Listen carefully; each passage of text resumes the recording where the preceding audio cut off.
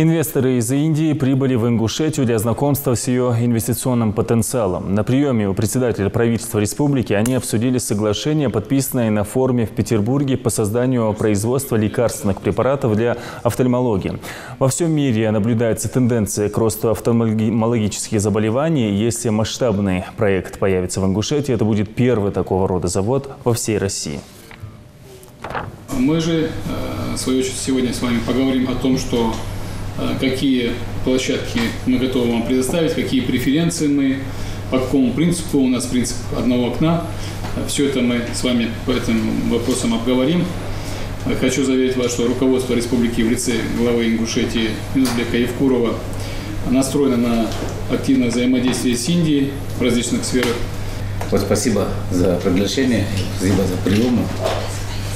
В общем-то, мы, конечно, очень рады, что мы начинаем наконец-то в России, хотя мы занимаемся уже торговлей офтальмологическим оборудованием уже более 20 лет в России.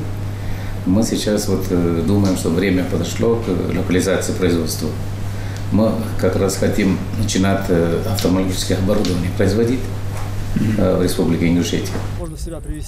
После встречи с председателем правительства Ингушетии инвесторы отправились на предполагаемую территорию строительства или аренды будущего производства лекарственных препаратов для офтальмологии.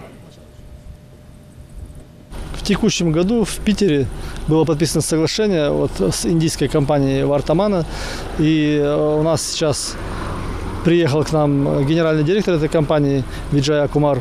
С ним ездим, смотрим площадки для того, чтобы в перспективе, может даже в текущем году уже начнем какие-то работы, либо будут строить отдельное предприятие, либо возьмут уже готовое здание сооружения и в этом здании сооружения будут развивать производство. Территория мне очень понравилась. Да, мы сейчас еще как-то другие